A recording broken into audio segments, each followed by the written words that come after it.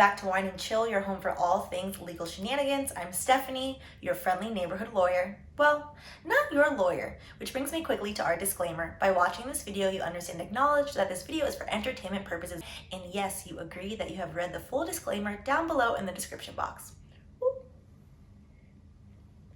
Remember when I used to read the full disclaimer? Child, we have come a long way.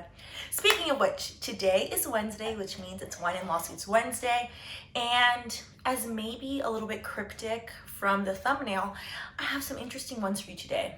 I would say a spicy, a sad, a spicy, and then inedible. Ooh, just kidding, it's not inedible before they come after me. We are gonna start with a company you've probably never heard of, unless you're into leggings made by Mormons. Very specific niche. LulaRoe. I think it's a cute name. LulaRoe leggings. This story is so bizarre. There are so many twists and turns that, to be honest, you already know we're not going to get into the nitty gritty of it, but I'm really hoping you vote for number one, aka this one, so we can get into this whole lawsuit. So basically what had happened was, religion was irrespective, to be honest, and I don't know what that has to do with the lawsuit, but it is mentioned in a lot of the articles for some reason. I have no idea. What the heck is a MLM? For those of you that are not familiar, an MLM is a multi-level marketing, aka a scammy scam. I said what I said.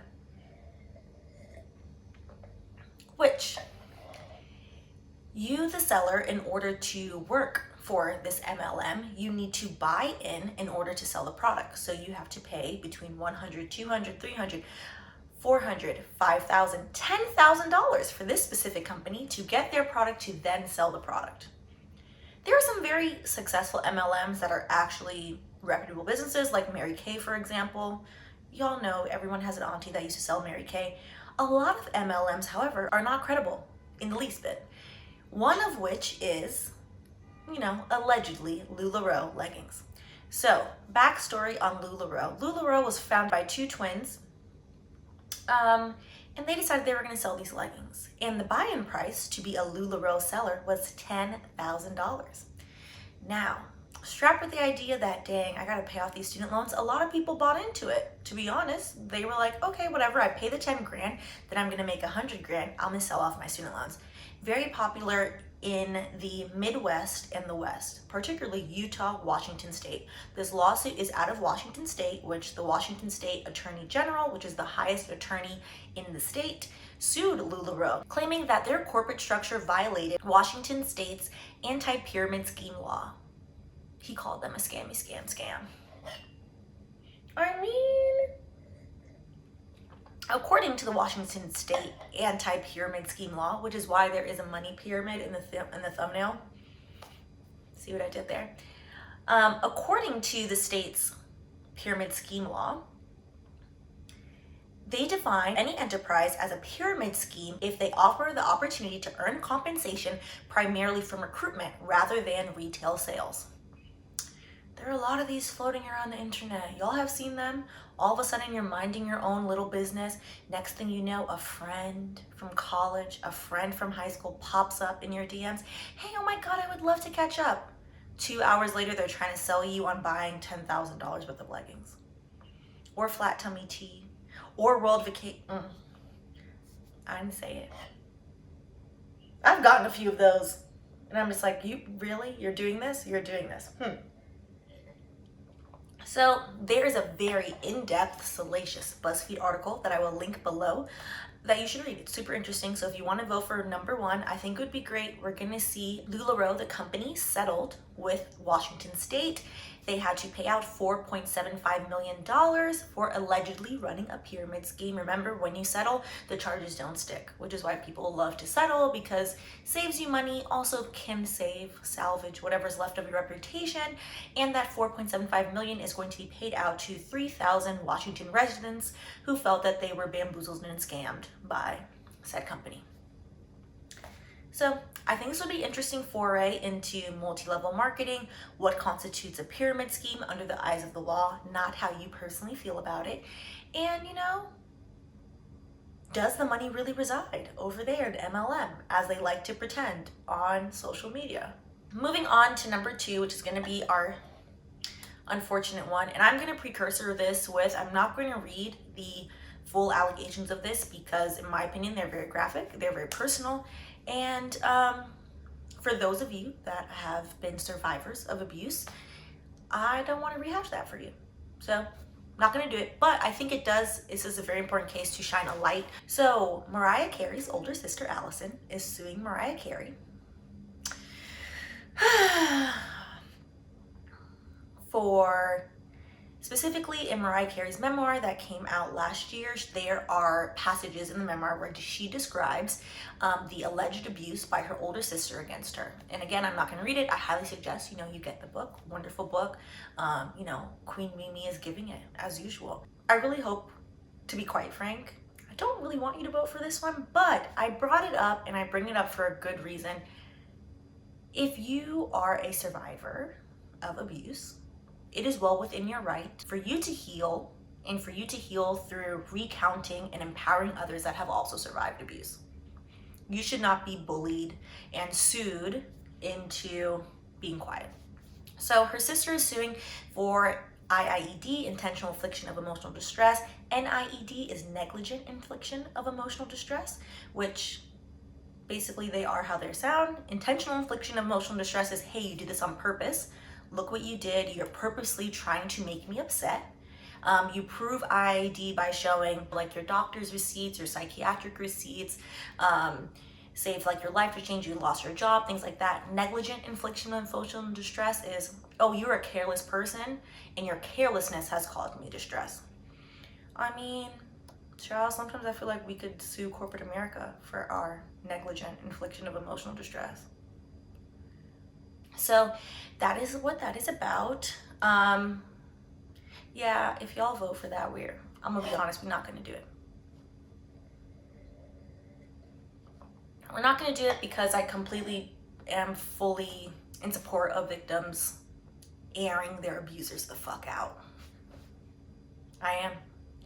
Also, I think it is very apparent that the both of them suffered abuse, and so I'm not gonna bring up the sisters' sordid past, but my advice and what I always tell people and what I try to live by, just because they're your family doesn't mean you have to deal with them. So I think it's great for Mariah that that it is her estranged sister, that she does not speak to her. You don't owe anybody anything, particularly when they have allegedly done unspeakable wrongs to you. Because people love to hold that over you. You're there because I made you, blah, blah. Well, go make somebody else. Bye. And out of the dismal and into the funny, because I can't keep you feeling low. Today's funny, which you're actually, so there are two this week you can't vote on. Don't vote on the Mariah one, and then this funny one you're not allowed to vote on anyway, so you only have two options. That's fine.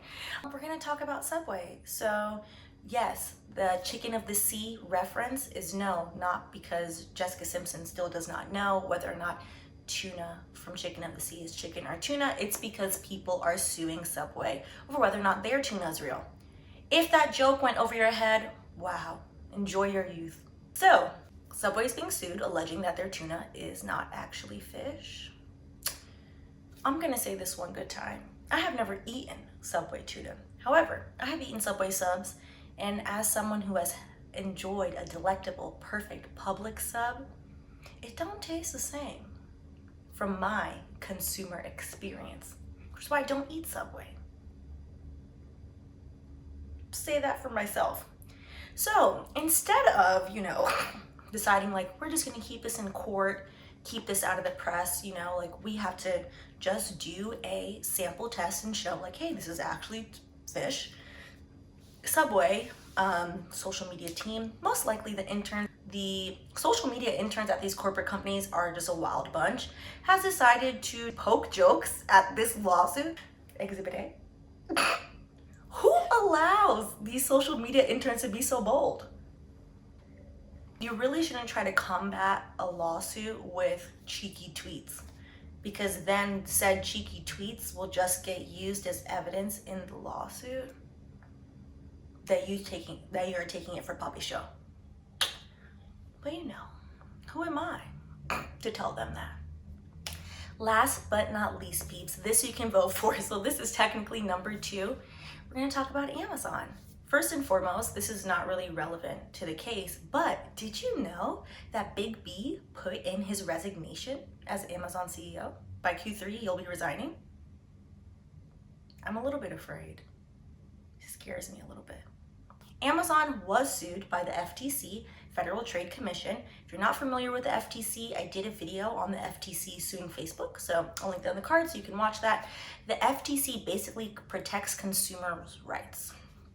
The FTC sued Amazon, settled their case with Amazon, because Amazon allegedly had lost the tips from the Amazon Flex drivers. And by lost, the FTC alleged that they kept the tips that they promised the drivers, pocketed them, and then used them to underpay the drivers. Yeah. Ciao. I don't know what type of ruthlessness you have to be like, yeah, I'm gonna keep your money. Amazon is going to have to pay out $61.7 million, which sounds like a lot of money until you realize that Amazon is $1 trillion company, and this is like a drop in the wine glass. And sip. And for Amazon Flex drivers starting in 2015, when you sign up to be an Amazon Flex driver, the T's and C's, the FAQ said, hey, you will get $18 an hour and 100% of your tips. What? That's great. 100% of your tips? Sign me up, said all these Amazon Flex drivers. Worked great for a year until Amazon, allegedly according to the FTC, decided, they're getting some great tips from these customers. Instead of paying them their base pay of $18, why don't we take the average of the tips, lower their base pay technically, and then mix in the tips with their base pay so it looks like they're getting the $18, but we're definitely not giving them 100% of their tips. And they did this using an algorithm, allegedly. Ciao. What type of foolishness do you have to sit there and be like, I'm a nickel and dime these people trying to make an extra buck that I'm gonna then, allegedly, because if this actually happened, which they're paying it out, so if this happened, the only way to design the algorithm means you set aside a whole